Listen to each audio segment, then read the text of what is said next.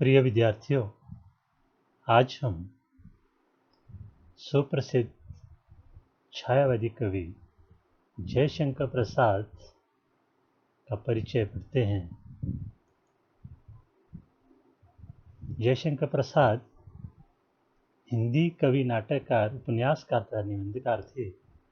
वे हिंदी के छायावादी युग के 4 प्रमुख स्तंभों में से एक हैं।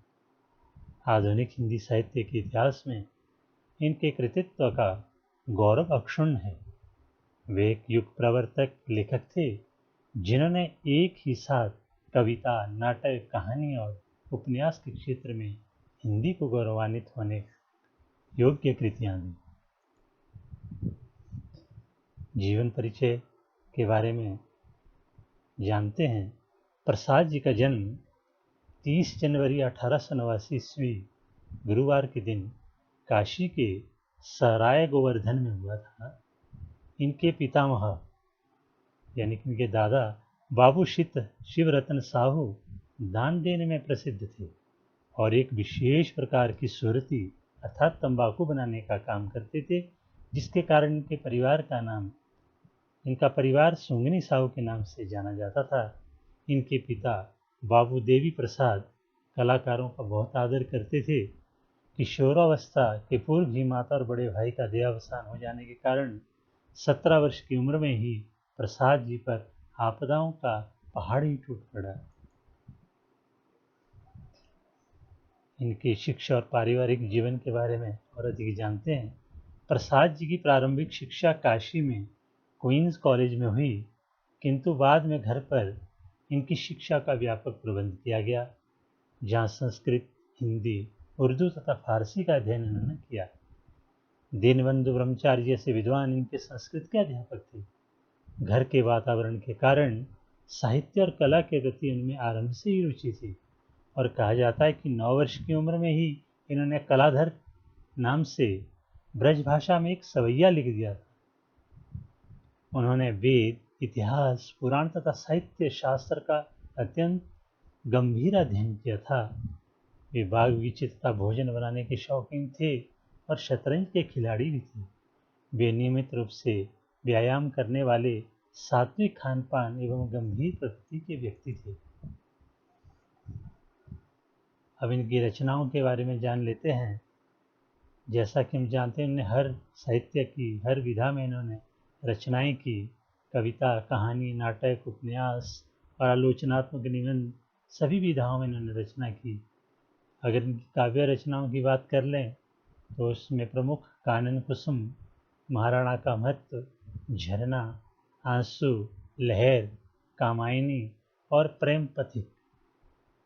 और प्रिय विद्यार्थियों, काव्य क्षेत्र में प्रसाद की कीर्ति का मूलाधार कामायनी है, एक महाकाव्य है।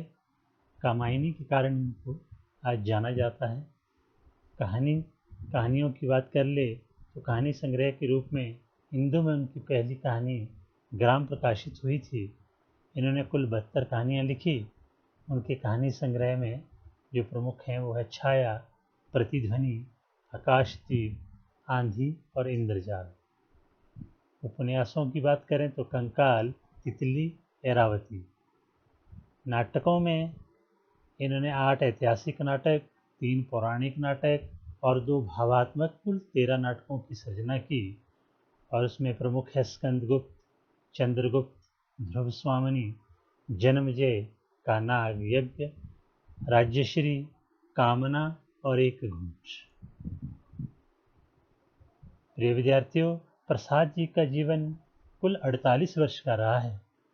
इसी में उनकी रचना प्रक्रिया इसी विभिन्न साहित्य विधाओं में प्रतिफलित हुई कि कभी कभी आश्चर्य होता है कि कविता, उपन्यास, नाटक और निबंध सभी में उनकी गति समान है, किंतु अपनी हर विधा में उनका कवि सर्वत्र मुखरित है।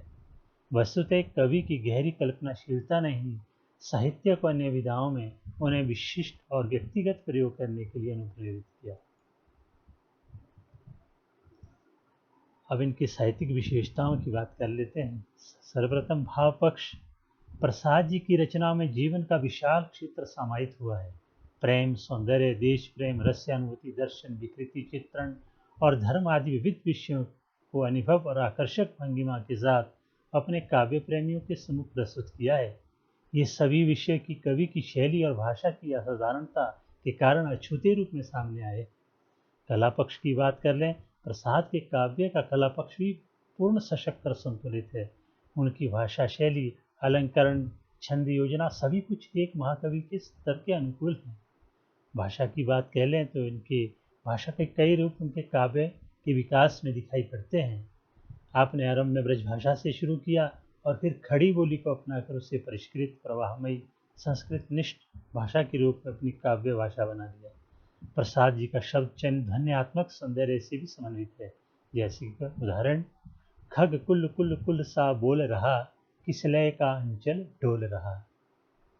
प्रिय विद्यार्थियों, जयशंकर प्रसाद जी का देहांत 15 नवंबर सन 1937 ईस्वी में हो गया। प्रसाद जी भारत के उन्नत अतीत का जीवित वातावरण प्रस्तुत करने में सिद्धहस्त थे।